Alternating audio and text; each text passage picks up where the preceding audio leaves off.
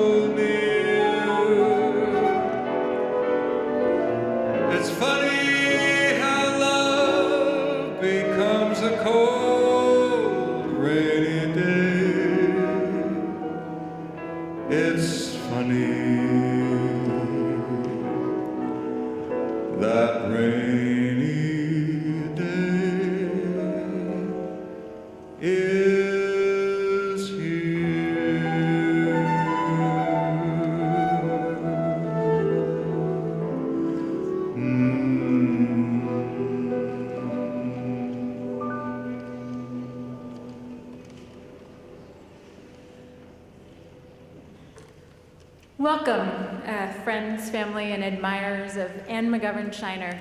My name is Sharon Mulligan. I am Annie's granddaughter. The family is honored to have you all here with us to celebrate Annie's life and also to mourn her death. I ask you to help us create this as a special space by silencing your cell phones and any other devices that might make noise. Annie was a remarkable person, as you all know. She was born in New York City in 1930, and she survived a difficult childhood through books and her vibrant imagination. She went away to college in New Mexico, where she fell in love and had her first son, Peter. And after that, she moved back to New York and worked for a publisher and published her first book in 1955 and went on to publish 60 more books. In 1970, she married Martin Scheiner, and his family became her family, and that's how I'm part of her family. With Marty, she traveled around the world, having adventures, often including her children, grandchildren, and friends. Marty died in 1994, but Annie continued to write, travel, and make new friends everywhere she went. In Ralph Greenberg, she found a loving companion for the last 8 years of her life. Her creativity took new paths, and she started writing poetry and making collage art. And even after being diagnosed with cancer, she continued to be very much in the world and of the world. Last month, on August 8th, she died peacefully at home, surrounded by family and loved ones. We mourn our loss, but we also celebrate her life by having the chance to hear from her friends and family, as well as hearing her own words. We're going to start off the service with a song that Annie chose, What a Wonderful World.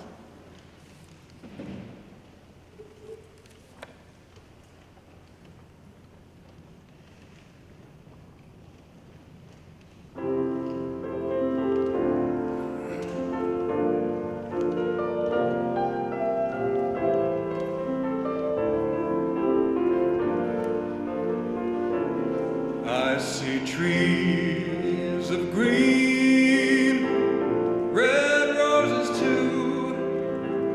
I see them bloom for me and and I think to myself,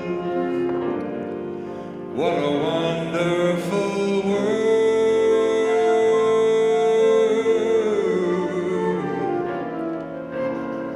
I see skies of blue and clouds of white, bright blessed days and dark sacred nights, and I think to myself, what a wonderful world.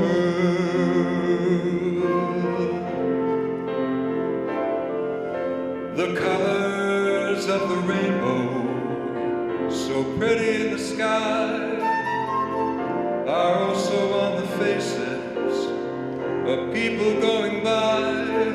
I see friends shaking hands, saying, how do you do? They're really saying, I love you. I hear babies cry, and I watch them grow. They'll learn much more than I'll ever know. And I think to myself, what a wonderful world.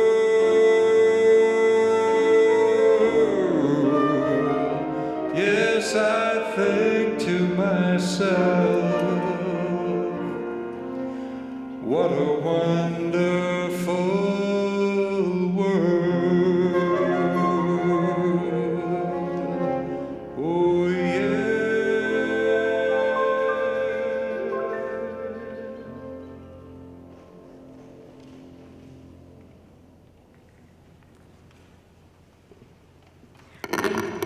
I'd now like to invite Hope Wurmfeld up to speak.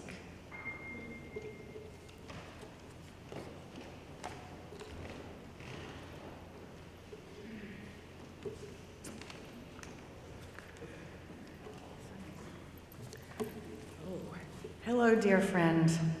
I'm Hope, and Annie asked me to speak tonight, and I said no. But as usual, my brilliant friend got her way. One night, we hadn't seen each other for a while, and we sat down to dinner and realized that we'd known each other for half our lives, and that we each held some piece of the other's truth in ways that were very precious. We were there for each other through so many momentous life changes: death and birth, weddings, illness, creative feedback of all kinds. She was a patient and generous critic. I miss her.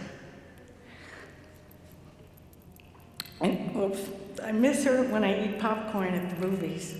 We would buy the largest size and sit on our hands, trying not to have any before the feature started. But we never made it. Sometimes we finished almost the whole thing before the end of the coming attractions. I missed her when I got the news that she had died. My first thought was, I've got to call Annie and tell her, in case she hasn't heard the news. I miss her when I think about planning a journey. Annie and I travel together a lot, at least once, if not twice, a year. This April in Paris, we went to Miss Manon for croissant and coffee, and Annie discovered an espresso with a bit of foamed milk called a noisette, and she had one every morning. I think she liked the way it sounded. Noisette. We always shared a room, so I'll miss her when I'm snoring in some exotic locale and she's not there to throw sonks at me. Nothing could convince Annie that I hadn't kept her up all night. But at 3 a.m, I'd sometimes wake up and hear her snoring, no, steady breathing. But when I'd ask her in the morning how she'd slept, she'd swear she hadn't slept a wink. No argument possible. Here's an Annie travel tip for geriatrics. and future geriatrics. She would order a wheelchair when she booked her ticket, even before she needed one officially. We'd check in curbside. If the chair would arrive, Annie would settle down.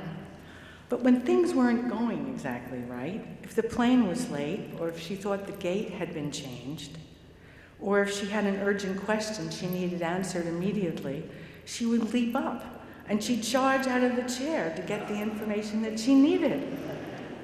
And I would be hissing, sotto voce, Annie, slow down, limp a little at least. No way. She got what she wanted. She was a force of nature. And she was a human Google. She would research every restaurant, every museum, gallery, flea market, everything. Wherever we were, Paris, London, East Berlin, Key West, Paracutin to see the cornfield volcano, where we held hands and rode our horses into the village where all that was left was a church, wall, and a steeple.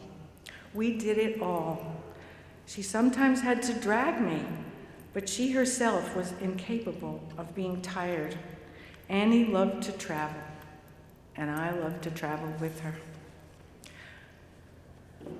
I'd like to read a verse or two from Mary Oliver, a poem that Annie asked to have read today.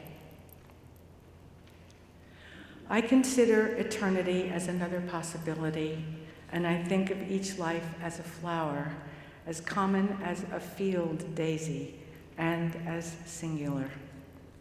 And each name a comfortable music in the mouth, tending as all music does toward silence. And each body a lion of courage and something precious to the earth. When it's over, I want to say all my life, I was a bride, married to amazement, a lover, taking the world into my arms. In one of her last emails to me, Annie said, life is knowing, loving, sharing. Life is seeing, giving to those in need, not wasting time. Life is enjoying. Her goal was to make 85. She did it. She did it all. Here's to our beloved Annie. She is missed. Thank you.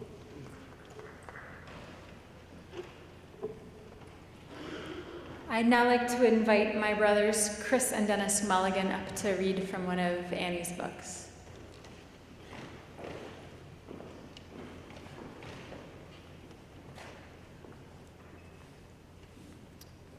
Our grandmother never baked us cookies. She never knitted us any sweaters. She didn't make us any secret recipes, except Jima's special sandwiches. The special part was hummus. But what she did give us was insatiable curiosity and excitement about the world. She took us on adventures to faraway lands and to museums uptown. She showed us so many cultures by sharing her travels and taking us to plays after Christmas. She gave us ice cream for breakfast and was so disappointed when we got a little bit older and that became a little bit less magical. She taught us to be enthralled by the world just by being herself. She loved hearing about yet another beautiful church, even if it was the 10th that trip. She was always eager to visit an art gallery and see the world through another artist's eyes. When we visited her, she would always ask about our lives and wanted to hear about our work and our studies, even though towards the end of her life, she claimed she'd only understood half of what I'd said. Her genuine curiosity jumps off the pages of her books. In Night Dive, written just after my sister Sharon's birth, her narrator is an excited 12-year-old girl. The book perfectly captures her own excitement about exploring the world, both above and below the sea. My brother Dennis is going to read some excerpts from Night Dive.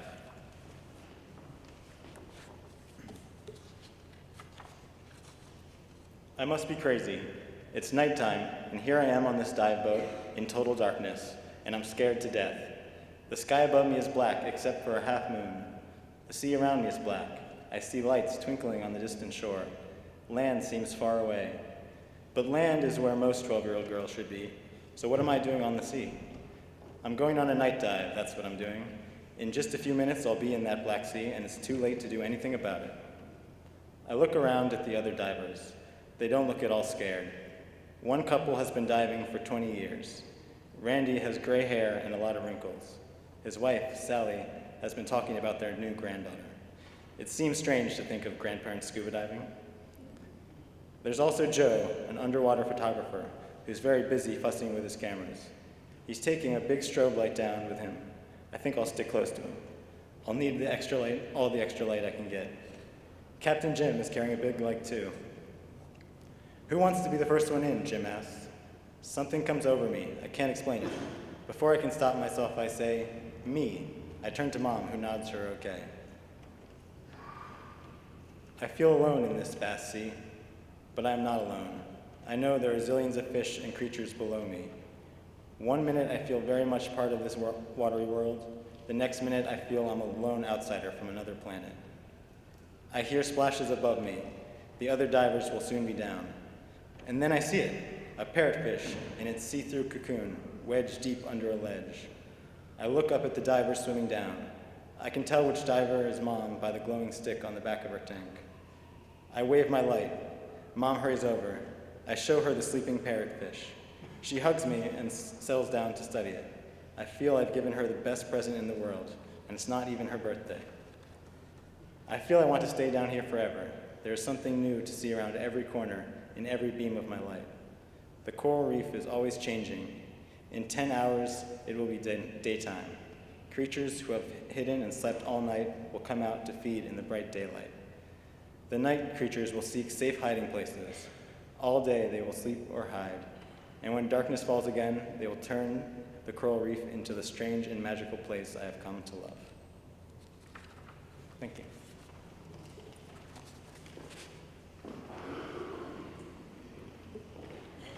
Now I'd like to invite Dick Robinson up to speak.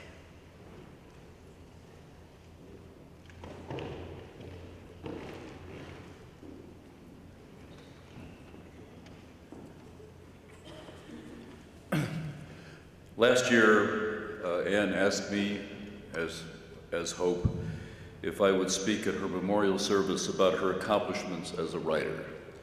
I said, of course, but not believing that this moment would come. I worked with Annie about 50 years ago, beginning 50 years ago at Scholastic, with my colleague Eva Moore, who was here, who worked closely with Anne on many of her books and knew her well.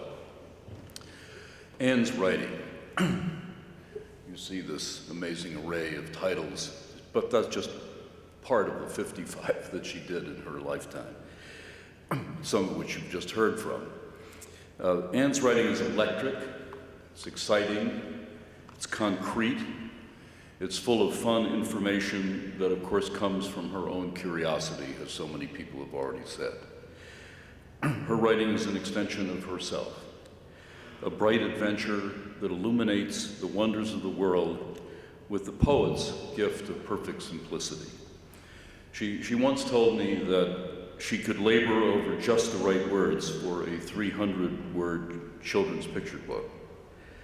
But when people looked at these few words on a few little pieces of paper, they always thought, it must be easy to be a children's writer, there are so few words. She started as a freelance writer of Golden Books. You'll probably remember some of those from your children's childhood. And so learned how to retell fables and fairy tales and to write short, vivid stories that could be readily illustrated. At Scholastic, she not only wrote many books, but she also wrote marketing copy to sell books. And as Scholastic's way, this selling copy was directed to the children themselves, written to excite them about what they would find in the books that we wanted them to buy and read. And these blurbs of Anne's were like energetic little poems themselves, often with exclamation points and question marks to make you feel you had to buy and read this book. As we all know, she wrote more than 55 books for children, many of them nonfiction adventure and information books, such as the If You Lived series, which she invented that genre, as in If You Lived in Colonial Times, which is that one there, If You Sailed on the Mayflower, If You Grew Up with Abraham Lincoln, and more than 10 others of these wonderful information books. Guaranteed bestsellers in our book clubs, combining history, biography, and facts. And listen to the questions she asked in If You Lived in Colonial Times. How did they wear their hair? Who learned more, girls or boys? Did children have any time to play? And where did people take baths? She knew what mattered to kids, and her answers were clear and forthright and fun, and resulted in books that sold 30 million copies over the years. Even the titles of her books were exciting. Zoo, Where Are You? Shark Lady, Who Has a Secret? And The Lady in the Box.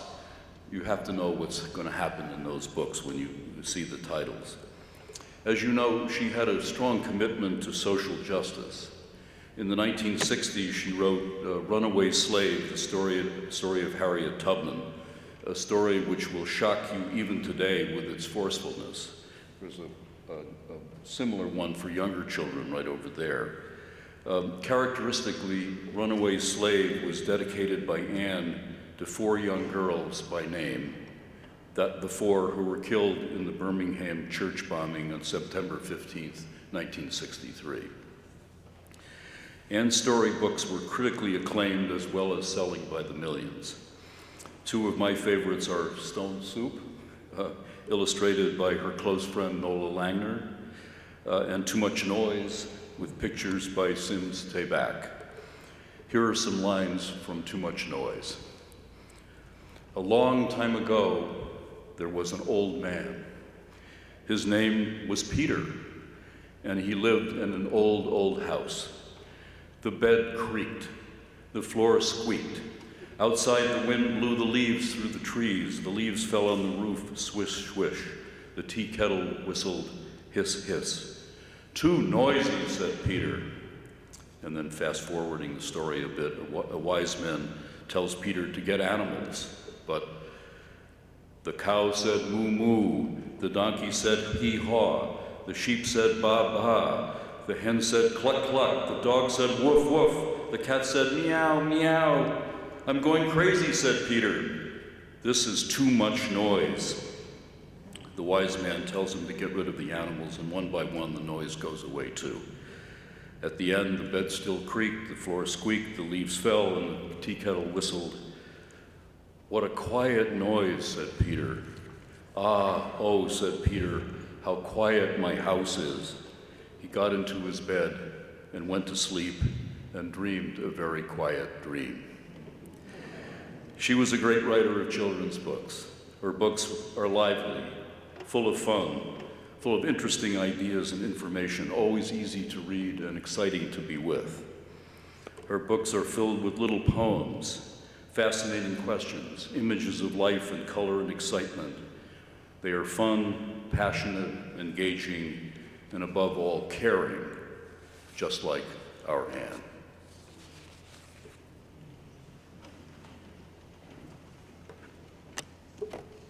I'd now like to invite Jill Sternberg and Charlie Scheiner up to read from one of Annie's books.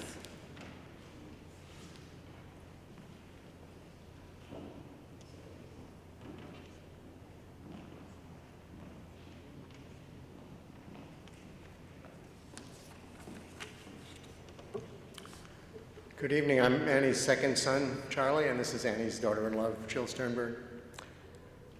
This evening, we are reflecting on Annie's life and her love for people, especially friends and family. All of us here felt the glow of her warmth and generosity.